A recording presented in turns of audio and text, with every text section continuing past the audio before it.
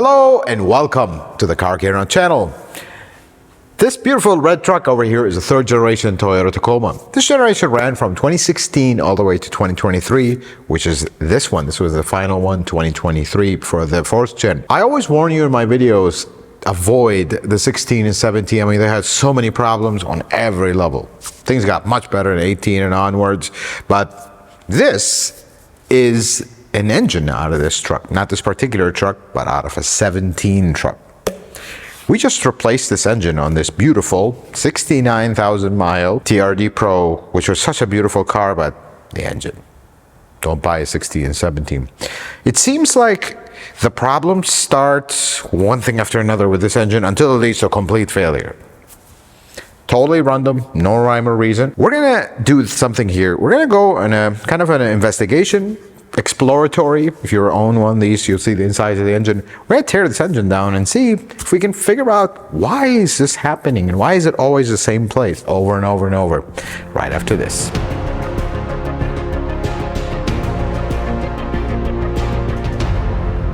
Let's first start with taking a tour around this engine before we tear it down. So in case you're not familiar with this engine, this is a 2GR FKS from Toyota. This is a 3.5 liter V6. Very popular. This is the last iteration of the GR series engine in the 2GR and 3.5. So you'll see this engine in a lot of stuff, RX 350, you can see it at Highlander, Sienna, and a lot of other IS 350, GS 350. A lot of models will have this same engine. This one, particular one out of 17 Tacoma, with a problem. It has a knocking noise. That's one of the biggest problems with these. We'll take it down, you'll see it completely just destroyed. So let's start with a little tour. You notice the wet area right here. There's another one of them super common problems with this engine. Two things could cause this. More common, front timing cover leak. Always in this corner, never on the other side. Always in this corner, gets pretty big.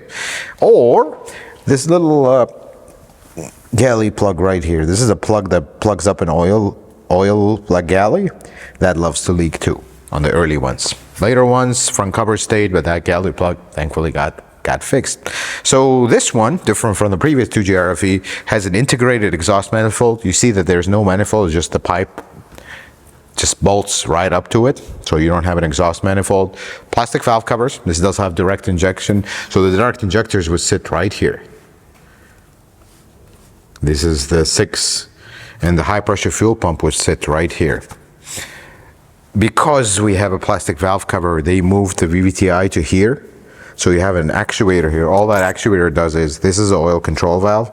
It just moves it, pushes on this, changes the timing, lets it go, changes the timing another way. Same thing here. That's how this works.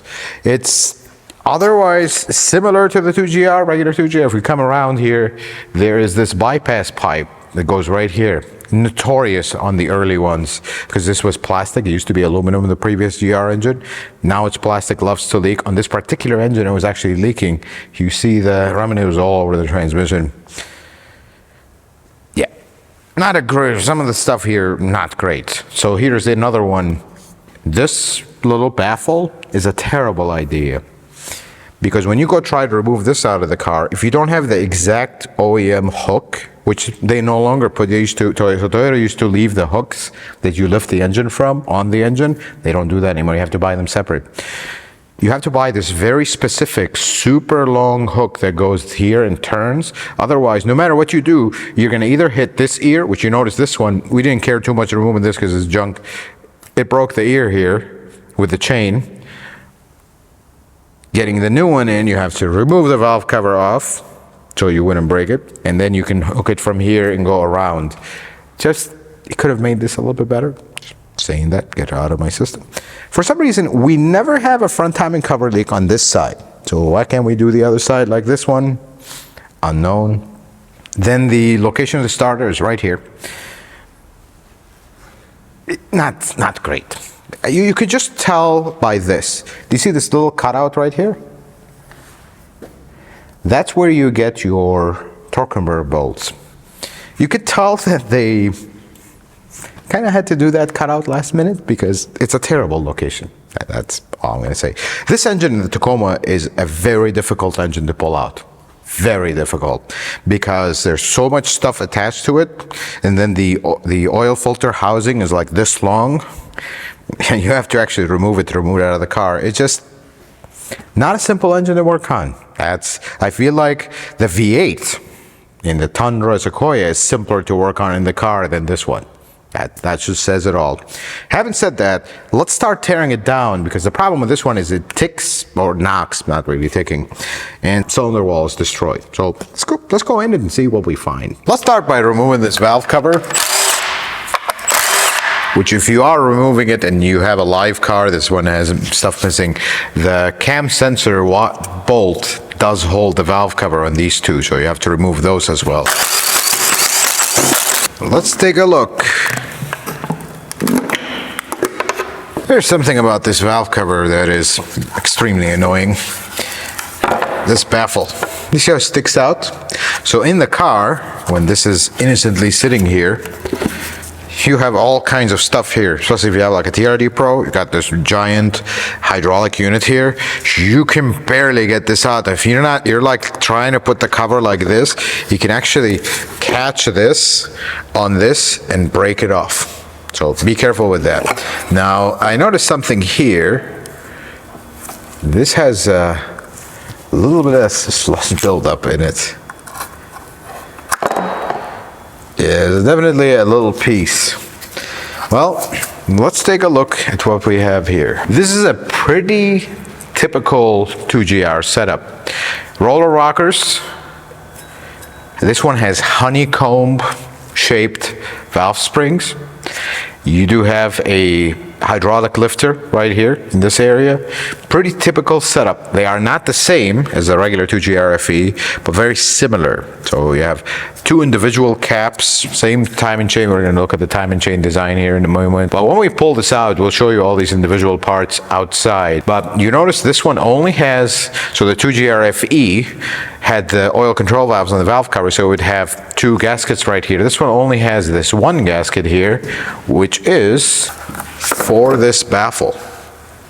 And on the bolts that bolt the valve cover, you do have these gaskets, which this one broke, but this is for those two bolts for the cam sensors. Let's pull the other side and we'll start working our way towards the front cover.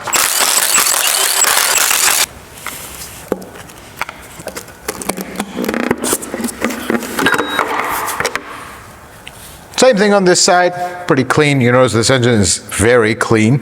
I mean, the valve cover is clean, but inside here, very clean. We don't have any concerns, which normally, if you're inspecting this car used, you're gonna look through, the oil fill cap area, and you're gonna see it. It's like, wow, this is a pretty clean engine, except it's not. And this is exactly what the owner of this engine, previous, and it's gone now, replaced, did. And yeah, this is the roller for the high pressure fuel pump. Just sits right here, and that's what the cam pushes on to activate the high pressure fuel pump. I'm gonna remove that. So if you ever wonder how this part works, high pressure fuel pump sits right on this bracket. So while we're here, let's remove this bracket so you can see it. Now, if you are doing it, as I'm gonna say it right now, if you are doing one of these engines and you're following this video as a teardown, don't, because we're not going in sequence. This engine is basically junk. Here's that bracket. That's how that looks like. You have this little big housing here that houses the cam caps, and then the bracket sits on top of it, and they share bolts. This is just to cut costs. I get it. This is where the vacuum pump would sit. It's just covered up. Vacuum pump, which is a terrible location. This is right against the firewall. In case you're on one of these structures trying to locate. This is the back of the engine where the firewall is. We're gonna start working towards removing the front cover here. In order to do that, you gotta pull lower pan, upper pan, because they overlap it, and I'll show you why that is the case, which is what makes doing this front timing cover in the car very difficult. But before we do that, you gotta remove this crossover pipe.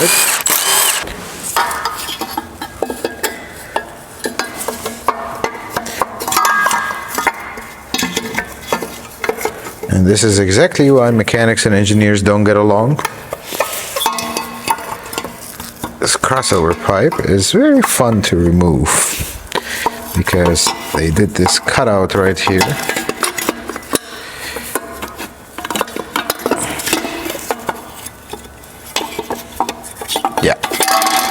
I just remembered this. See, this is why engineers don't think of stuff like this.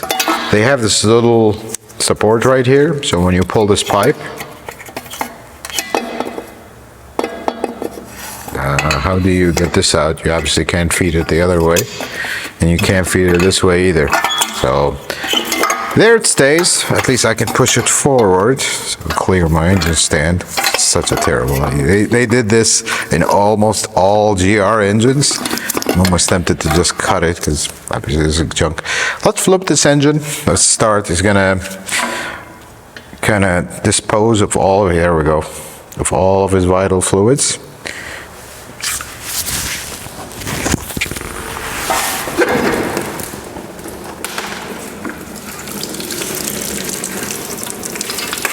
So let's remove the oil pan here. A tiny oil pan, I must say.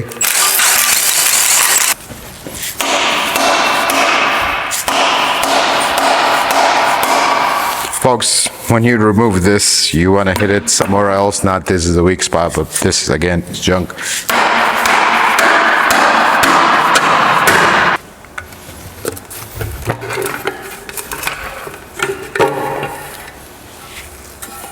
See, this is what I want you to see. Although we dumped this, so you notice that there's not big pieces of metal, all kinds of, but the oil on this engine was glittery. But you don't see big stuff like this. Is the biggest I see. This is actually sealer that just came from here. So let's continue on. I'm going to take a look at our pickup tube here, see how that looks like, which, looking at it, it's very clean. I mean, this engine is clean. That's the strange part. So let's try to look inside of this. You can see it's super shiny and clean. I don't have any issues with this one. Now we move on to the oil level sensor. I'll show you this. They started adding this almost like they're anticipating oil burning. To warn folks, because older Toyota engines never had oil level sensors except on the Lexus side. Here's how that oil level sensor looks like. It's just very simple sensor, not much to it. Now let's remove our upper oil pan, although you're looking at it upside down. This is the upper oil pan. Before we pull this upper oil pan out, let's talk about something. The reason, I'm going to show you the reason why in a moment here, but the reason doing front timing cover is very expensive on these trucks is because of this. Because what sits here is the front differential. So you got to pull the front differential, lift the engine up, undo this upper oil pan, and kind of very carefully with the two frame rails being right here, pull it out, then you can pull the front cover. And let me show you why. Let's pop it out and you'll see it with your own eyes.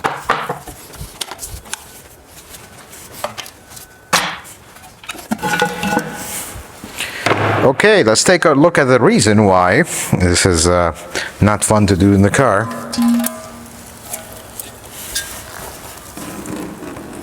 Do you see it? I'll give you a second to see it. So, the oil pump on this engine is right here at the nose. This is a pressure relief valve. If this is still bolted on the car and you try to remove the front cover, well, this is just going to hit the inside right here. You won't be able to get it out. If they would have just put this elsewhere or made it flush, like they did with the 1GRFE, the original one, then you could do the front cover. It becomes a very simple job, much simpler than what it is right now. It's only because of this. This is why engineers don't think about this stuff. I mean, for the amount of front timing covers that I have personally done under warranty and how much they cost them, it would have probably cost them a lot less to just re-engineer this and pay a lot less to do this job, because it wouldn't have been a bad job anymore. But that's not how manufacturers work.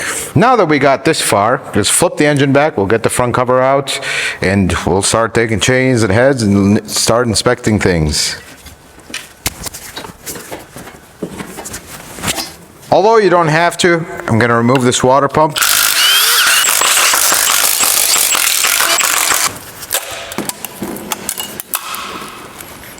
Here's a water pump of this engine. It's actually not a terrible water pump to do in the car. Now onto the front timing cover. Don't try this at home. Again, this is a junker, so I'm not too worried about it. And there's that front timing cover, which is notorious to leak right here, right in this corner. Oil pump in the back of it. See it right here? That's your oil pump. It just feeds through and then picks up from the bottom. Here's your basic, typical GR chain setup. So you have one big chain for both banks on one gear, and then you have this little chain that goes in between the gears. Now this engine is not timed. Again, don't try this at home. We're just gonna pull the tensioner and see what happens. And that's gonna happen. Tensioner, this is a typical Toyota locking tensioner. So you see how it locks, has a mechanical lock, not just oil pressure. Guides. This guide actually looks pretty good. I don't see any issues with this guide. This little guide, this is again, they changed the design from the original 2GR design. This one, tiny little groove, but nothing excessive. All right, let's untension our chain. Never do that, by the way, or just, again, this is junker.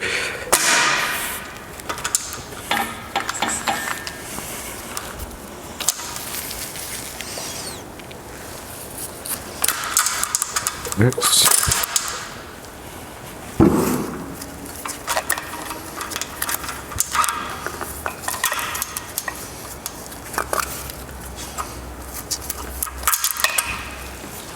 This sprocket doesn't really have any noticeable wear. Everything looks good there.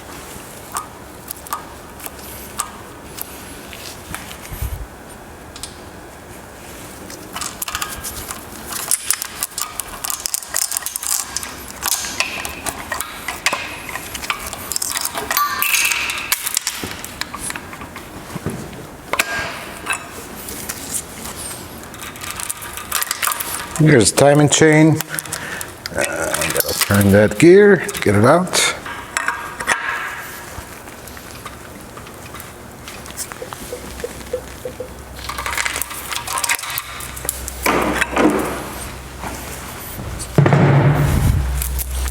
Here's the timing chain.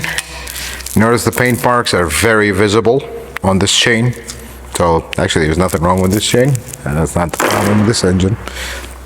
This guide looks perfectly fine, actually. This one,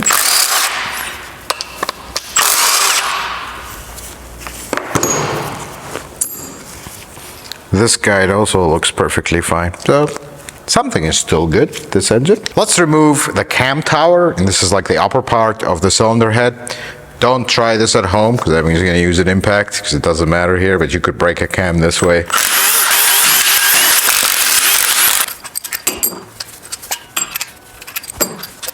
So here's an interesting part.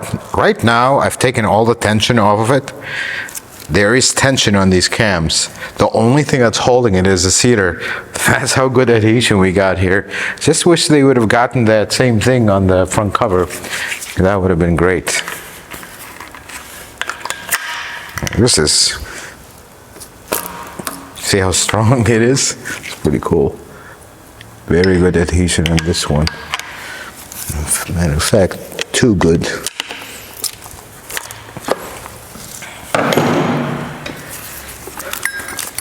Here's this cam tower. It's basically just an assembly that holds your cams. Chain stays on it, BBTI gears stay on it.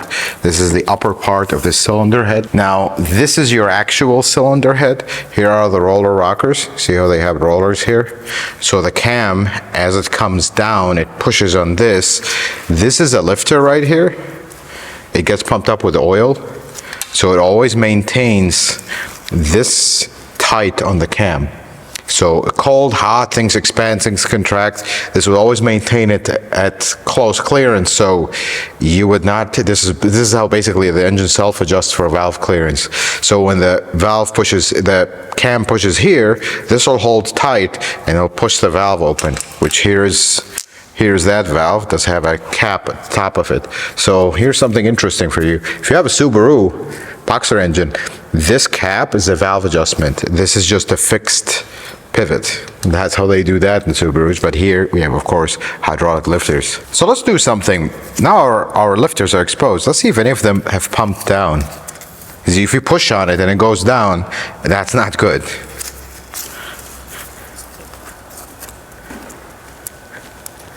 These are all there. I don't think they have any issues. Now let's remove the cylinder head.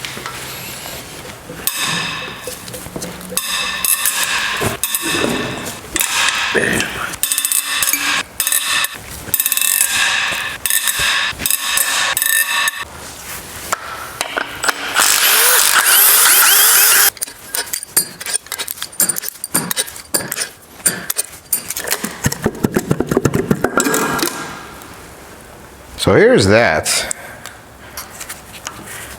Kinds of dirt on it on the outside. Now we can remove our pipe, and it's like some rodent damage, slight rodent damage on this one. Head gasket looks perfectly fine. You notice this is a full coated head gasket. Does not have the rings. See this coating that is starting to come off. Some of it probably stayed on the head. This is a full coated. So Toyota had issues with head gaskets, folks, at some point with the metal ones.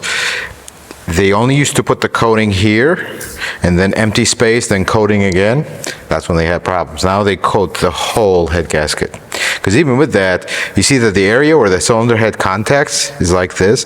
Then the area it doesn't is just like all coming off, because that's the area in the open here, which is where your coolant is. These are the coolant jackets around the cylinder walls or the cylinders. Now, shall we start? I think we shall. So let's take a look at this.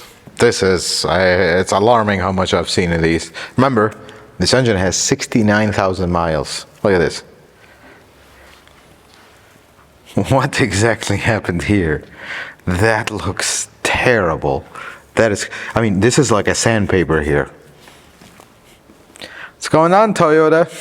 What is going on? I've never seen a 2GR-FE do this. Maybe if you change the oil every 50,000 miles, maybe, but not a 69. This car, no, it was not neglected. I mean, look at this. That's not a neglected car. Look at this. That is not a neglected car. That is a perfectly clean car, and it does have a service history supported. What exactly happened? Look at the inside. Same thing. It's completely chewed up right here. It's amazing. Now these, we'll look at them in a bit because it's a little bit easier to turn it.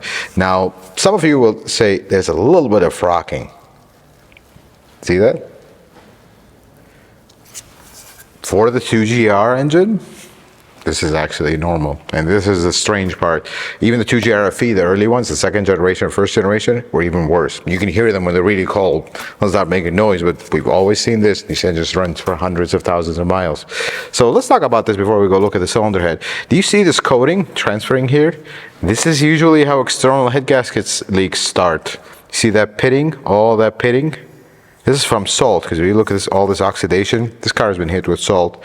So it starts here, and once that hits the end, it starts eroding into the gasket, and you get a little leak. Let's take a look at the cylinder head. So I kept saying honeycomb-shaped valve springs. Here they are. See how they're like a, they taper in as they go up. That's what honeycomb, supposedly they're stronger and whatnot. Guess they're too strong, the cylinder head went out. Has no correlation, but I was just saying, it's like, do we need this? Here is the, yeah. Of course, this engine was burning oil. You see this, especially the cylinder there is horrible. It just looks horrible. Oil was having a day, a field day here.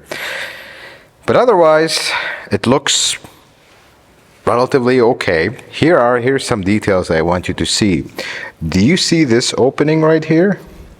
these three openings. This is where the direct injector is going to be and spraying straight into the combustion chamber. Direct injection engines, they will always just create more debris, if you would. That's just how they are. There's no way around it. So this engine does have a D4S, so it does have port and direct. So if we look here at the intake valves, if you come look at them right here, if you look all the way down, they're like perfectly clean. I'm gonna shine my light here. You can see them. They're perfectly clean. Those are clean. Those are also clean. They don't have any carbon whatsoever. So D4S does work for not allowing carbon to build up. Having said that, then we're going to go into short block a little bit. We'll pull the piston and see what's going on, because this just doesn't make sense at all. Just why does this car that's been perfectly maintained do this at such a low mileage? I'll tell you what. This engine is not made right or not designed right. I don't think not designed right, because the later models, like this 23 right here, I haven't, 18 and up, okay, 23 is too new. 18 and up, we won't see this as much. But the 16 and 17, something was wrong when these were made, just flat out.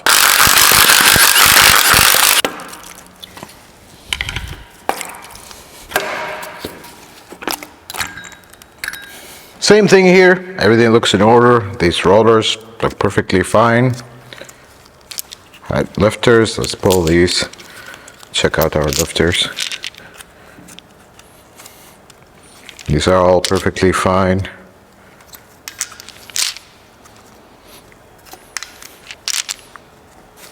These are all good. Well, let's pull the cylinder head off and we'll take a look at the real worst one.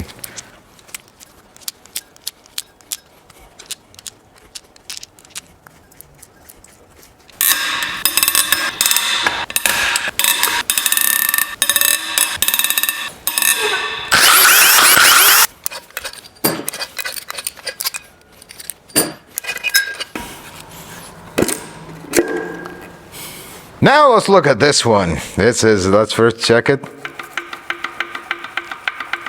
You hear that? That's, yeah. Let's go down. Oh, yes. That is the opposite of good, folks. Yes, just so we get that part. If you look at like a roll, do a full roll around, Jose, please, so you can see the inside, because the inside is probably the worst. Yeah. That is a sandpaper. I hope you can see it very clearly.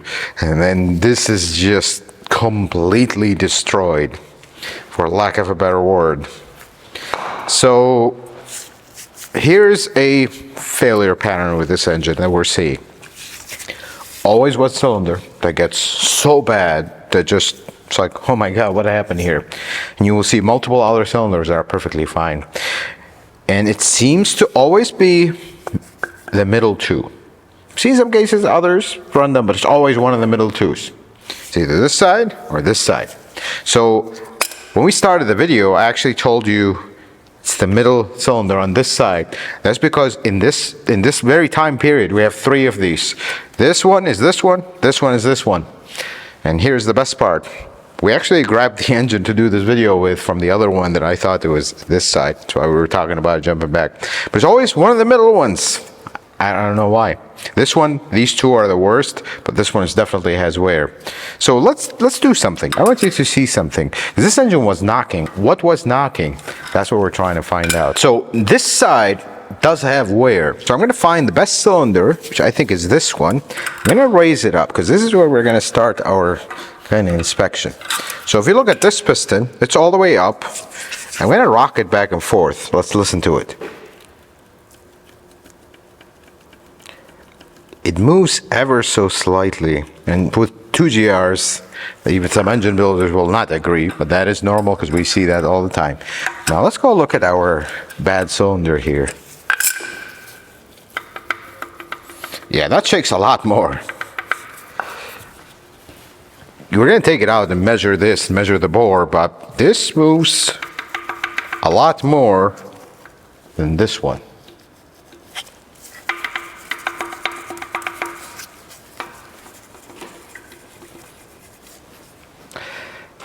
this is the noise. If you're the owner of this car, beautiful, beautiful car otherwise, and very nice, very nice person. I really feel really bad.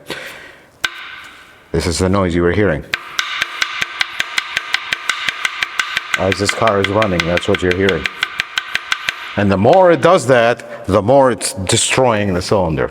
This one, not as much. Yeah. Folks, this is starting to get a little alarming. I always warn you about 16 and 17s because I've seen this at the dealership days, and now we're seeing it when these things have miles. Whatever you do, don't buy a 16, 17 Tacoma. They have major issues with the engine.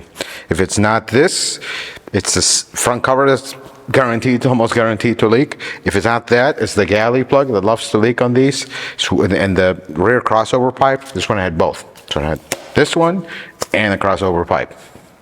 Just, that's the thing with these. That's the sad reality, folks. So here's what we're going to do. Let's go further. I'm going to let's designate one cylinder as the known good one. I don't even, we're going to find out. If you come around, look at this one. This cylinder looks perfectly fine. Like, you always want to see this on the inside. Looks perfectly fine, this one. So we're going to designate this one as a known good one. So when we pull the piston, we're actually going to measure this piston and this one, see what happened to it. We'll look at the side, and then we'll measure the bore, although this one is kind of completely destroyed, but I want to see it's within spec. How far off has it kind of egg-shaped? Because this thing, doing this to the, as you run this car, that's gonna destroy the shape of the cylinder. So let's find out how far this one is, if we see anything else with the bearing and whatnot. So here's an interesting thing before we flip this and get the pistons out. This engine has never been apart. It's from the factory. There's actually fippage, black fippage, just a glob of it sitting here. Let's see if I can pull this little baffle. It's now gonna fight me, of course, as usual. Trying to see a way to grab it and pull it.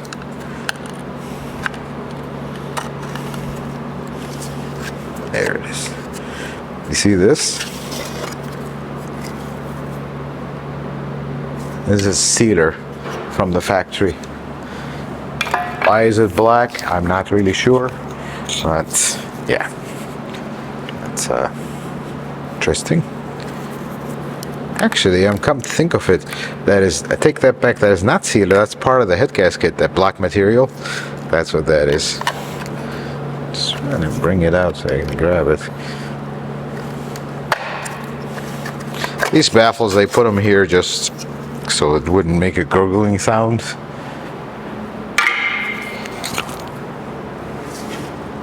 Let's flip it around and we're gonna see. So the cylinder we want to see is this one. So now I'm gonna move to the other side. Start with the bad one. So let's remove this baffle and we'll remove that one piston that is, yeah, that cylinder is done. So our defective piston is this one. Our cylinder is this one. A little bit of side movement, but that's also normal. Let me remove it, pull it out, we'll take a look. Let's take this one out and we'll see.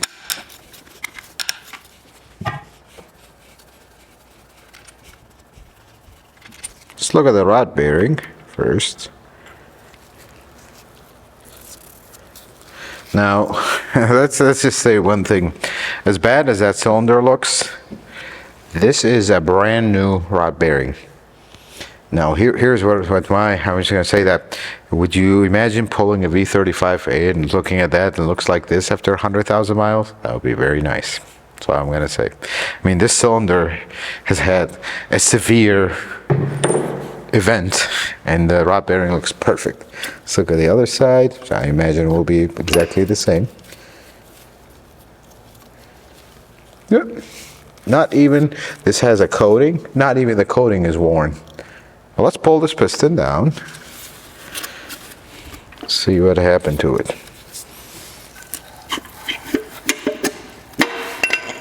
Oh my God, this is, yeah. This is not good, folks. This is completely just destroyed. And the oil ring is like locked, solid. These compression rings, they do move. They have a very sharp edge. Like this one definitely has wear on it. But the oil ring, completely shut, solid. You see that? That's not moving, the bottom one. Take a look at it closer. But the side of this piston is completely torn down. And yeah, we don't have any other issues visually, but this is not good. I almost have a feeling the problem is the piston itself, because there's literally a piece of the piston that's missing here. That's how bad this is. This has just been rocking back and forth, back and forth. So let's do something before we pull a good one. Let's flip it back. I want to look at that cylinder. Oh my God. Yeah, this is completely all the way to the bottom destroyed. Let's get you a close-up of that. You see it right here. It's like all the way to the very bottom. It's completely destroyed. You might be wondering, why is it all the way at the bottom when the piston does not get all the way at the bottom? That's a very good question. I think whatever piece came out of this piston right here, see how there's a piece missing? I think that went down, which means this piston, yeah, this piston is sitting like this. So that piece came down and just destroyed that. Look at this. This piston does not even want to go back in. There we go. Pretty rough. That's definitely making contact, folks. That's not supposed to be the case. That's how rough this cylinder is. This way, it doesn't even want to turn. Yeah, this locks up. If this is a perfectly round circle and this is a perfectly round piston, you should be able to technically install it this way. But that's not going in. Let's do something. We said that our good piston was this one. Let me rock it. It does rock a little bit, but I told you the 2GRs are normal. So let's pull this one and look at that.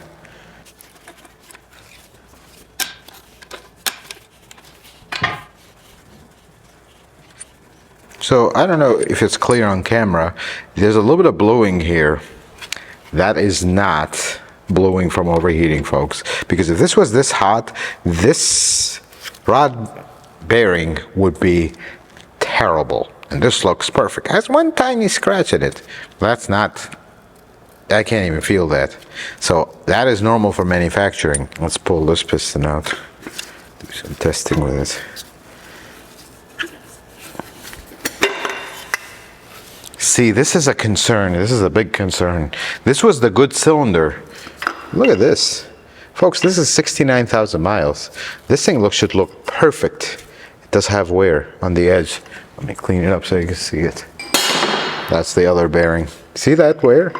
That's not normal. Worse here. I mean, this is starting to grind on the wall. Now I'm tempted to pull all of them. Let's pull them all and see if they all have that. This is kind of a concern.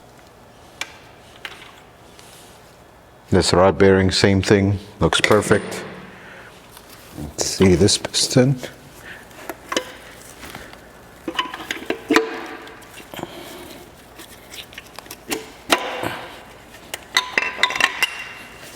This one is even worse. This one is a lot worse. Look at this. That's all kinds of wear on it. This side is worse. Folks, this piston is contacting the wall. That's what that is. And the oil ring, completely seized.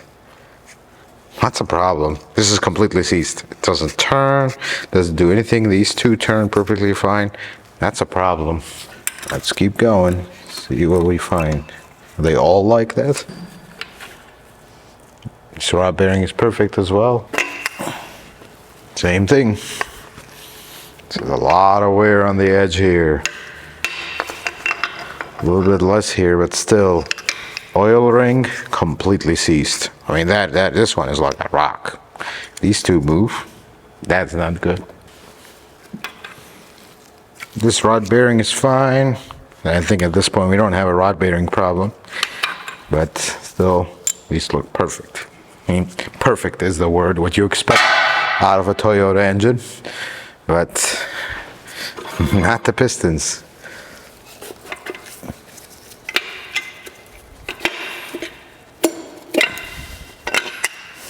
Here's another one. This one is also completely worn, completely seized. Oil ring, these move.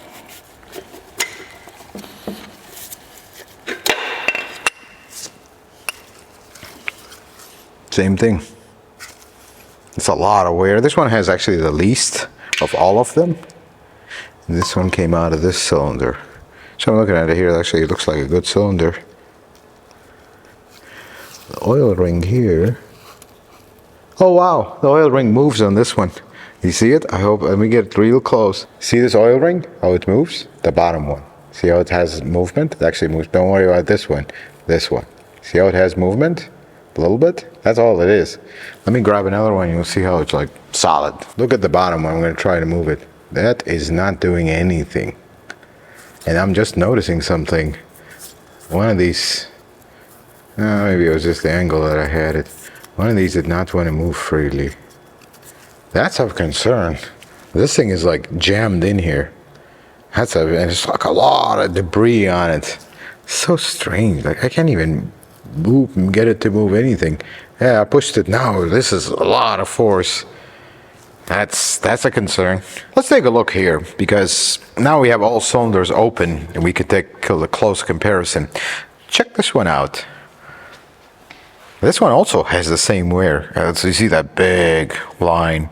And it's only on the thrust side. This one on the inside also has on the thrust side. What I mean by thrust side is this piston sits like this. When it's getting pushed up, it's going to naturally want to do this, and it's going to push this way. And when you pull it, it's going to tend to turn and pull. And you notice here, it's open. So you will always in engines get wear this way, not as much this way. So the term you will hear with engines, egg-shaped cylinder, is when this side wears and this side has not worn. So basically, effectively, you're making the cylinder from a round shape to an egg shape, because this side wore down and this one didn't. That's what that means. Let's look at the next one, which is a horrible one. I've seen a lot of engine carnage in my life. This is one of the, yeah. You can clearly see here, right in the middle. I hope that is very clear. Where you have a very severe wear mark right in the middle. And that perfectly correlates. You see how like it's literally like it has a different color to it, right in the middle. That perfectly correlates with this.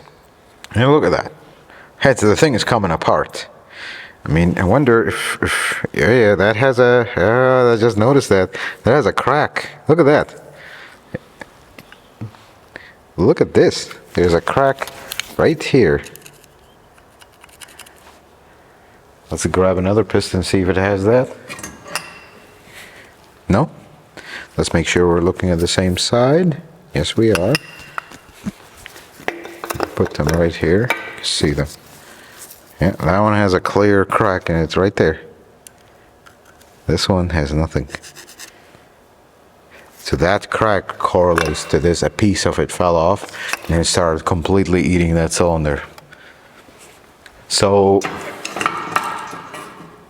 the other side, I mean, this is severe, folks. Man, this is really bad.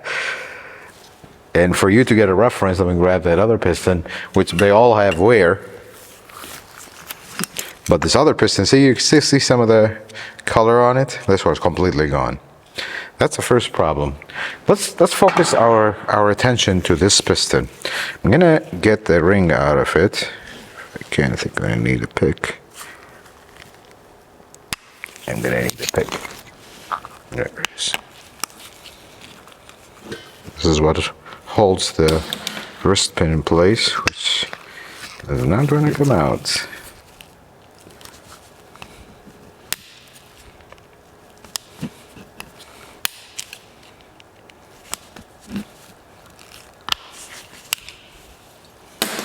So you want it to come out one way or another. This is not how you remove this, by the way, but again, this is a junker. So I got it out. Let's take a look. This is a rod bearing. This is a rod. I don't see anything excessive. Now, without measuring it, we won't know, but I don't see anything obvious. So this rod actually looks perfectly fine. Piston, on the other hand, before we get to it, this doesn't have anything standing out like this.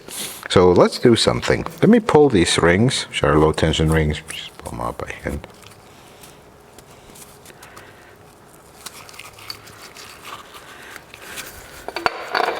This ring, this one is actually not the bad one. The other one had a sharp edge.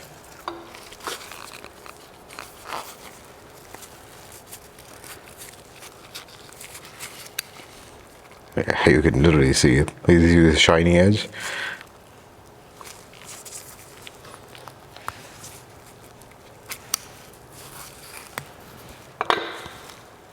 Yeah, that's a very sharp edge.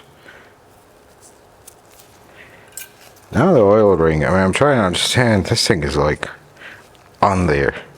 Do you see these openings right here? When the piston comes down, these are supposed to push it out, so it would expand it and scrape all the oil and bring it down. Well, that's not happening with this one, because, yeah, there's a lot of pressure, but this is not doing anything. Let me pull it out and see. This is a 3-piece. I believe it is a 3-piece. Is it a 3-piece? It's going to be very hard to pull it. Oh, hello. That's not good. See how these are lined up? This is completely lined up. This is an open. You know what I mean? Like, these two rings, the openings are lined up. They're supposed to be at 180 degrees of each other. Yeah, this is a 3-piece ring.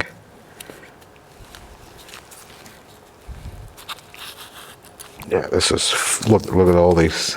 Look at all this. This is like caked on stuff. Look at that. That's all sitting in the ring, folks. And this engine did have proper oil changes.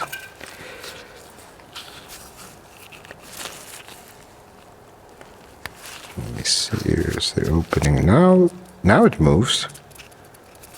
So we removed one of these. There it is.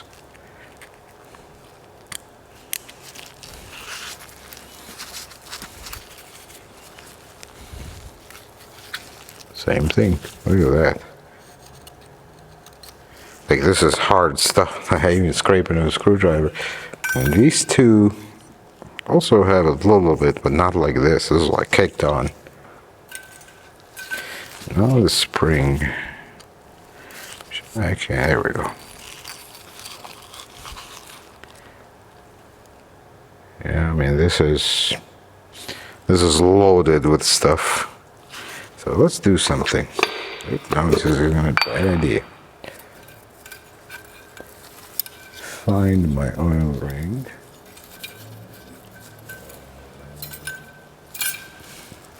So this is how this oil ring would be. Line it up with the sludge, because this is full of sludge. You see that? That's not a spring, folks. This is supposed to be flat, completely flat. This is like caked on. So, if I can do this, it's gonna be a little difficult. This ring is usually very difficult to work with.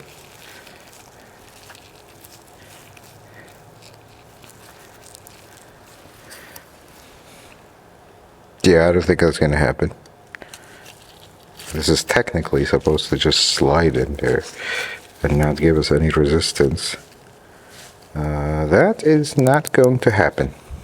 because see all the deposits here? This stuff is just coming off. Look at that. That's going to seize any piston ring. And if this engine is cold right now, and if it's hot, this is going to get even. Look at that. Look at all this stuff. So we're gonna do some more testing here.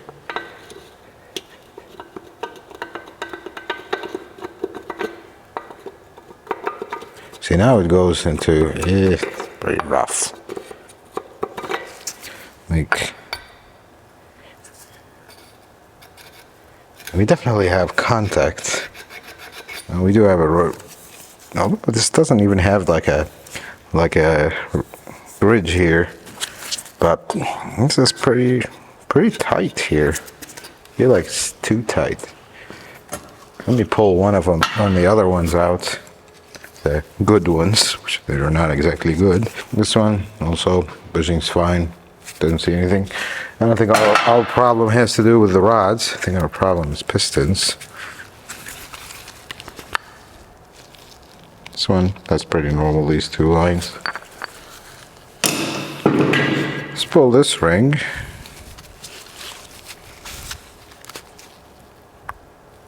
This one looks decent. This one has that shiny edge, which means this was contacting with force. Not as bad though. Oil ring on this one.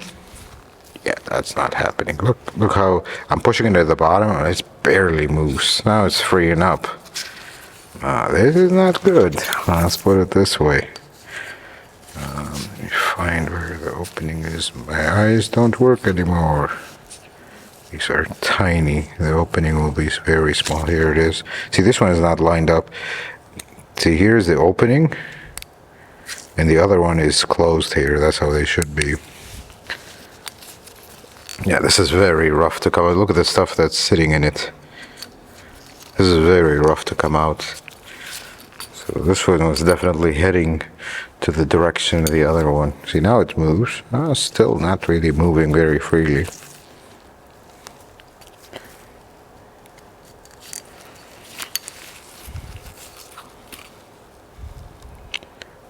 One same thing. Spring doesn't like move freely in here. Same thing here. Look, all this junk in here. Wow, this was the good piston. What is this?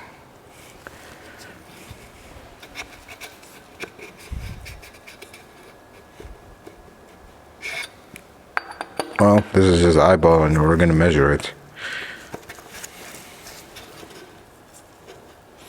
I think it has come the time. We clean this, clean that. And we take some measurements here. See how far are these. So we're going to measure this one, of course, being the one that started this whole thing. And then we're going to measure, the cleanest one seems to be this one. I want to show you something else before we proceed. I want you to look at the patterns on this one, this cylinder. It's going to be hard to see. It's on the inside, more clear.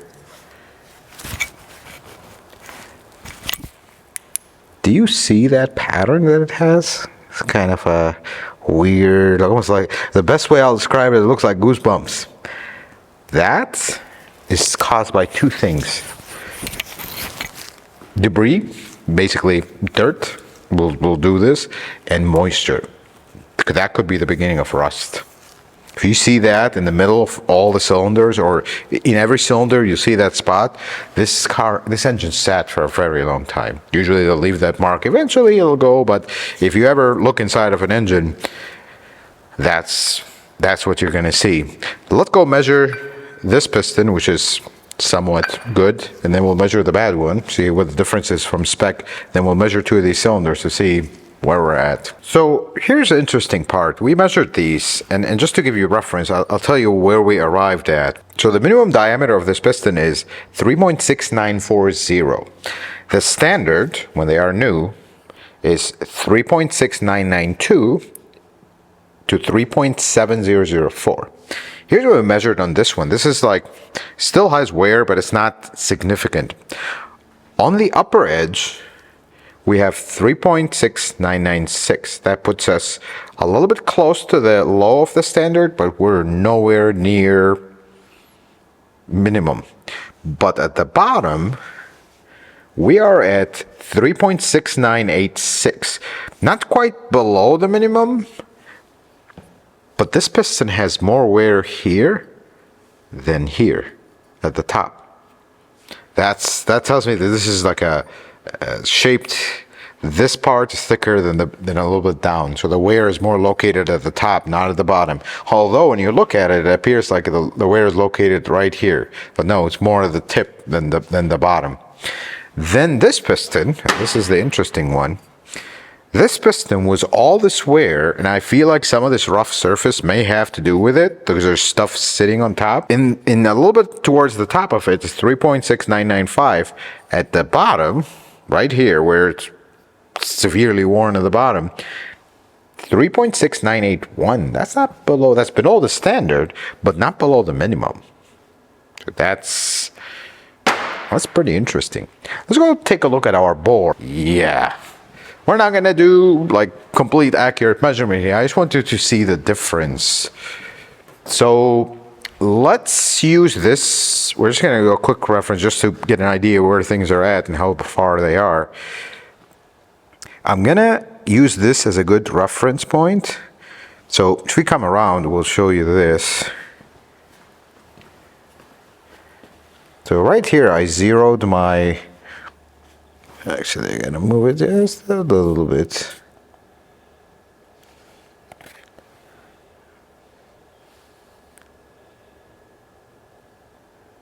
There we go, we're at 0. So basically, with cylinders, you want to measure them 3 points this way, 3 points this way, to get an idea if this is egg-shaped or not. So I'm going to measure the first point at the top. So this one, a little bit off the middle one. So when I go in the middle one is more at 0. This one a little bit off. See how it's a little bit less than 0? The bottom is the same. So you have a little bit of variance at the top. Let's go side to side. Let's go in the middle first. See, you'll always have more wear on the thrust side, and that is normal. That's very minor. A little bit more at the top, bottom. That's about the same as the middle. So this cylinder, I mean, we have to measure this and get exact reading, but just by getting an initial feel for it, not too bad. This is actually a good cylinder. Now, shall we have the same 0 point of that good-ish cylinder. Let's check the bad one, because this one, it's a little bit all over the place. Here, let me flip this. Let's start in the middle. So 0 is our relative goodish reading. Yeah, that's nowhere near. It's a lot bigger. And then if we go to the top, a little bit better. As we get to the top, we see it get closer. Okay, maybe not. Let's try a little bit more top. Yeah, actually the top is almost there. Slightly bigger than the other one. But here, yeah, this is, and that correlates with what we see here. So if you look at the hole here, do you see how the top is actually not terrible? It's the bottom that is. And that correlates with that.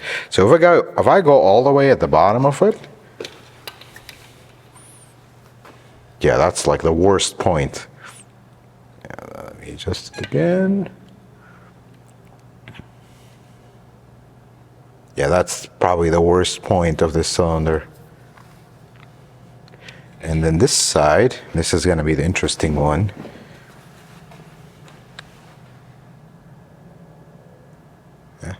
This side is like right around 0. On the top, just like the other one. Yeah, that's good. Yeah. So basically, this is egg-shaped right now. Now we can measure it and get exactly how it is, but this is a cylinder is egg-shaped. Let's check this one out. This one, I'm going to point it towards you. Just measure at the top. This one is good. Middle, good. Very bottom, good. Side to side. I can't see it.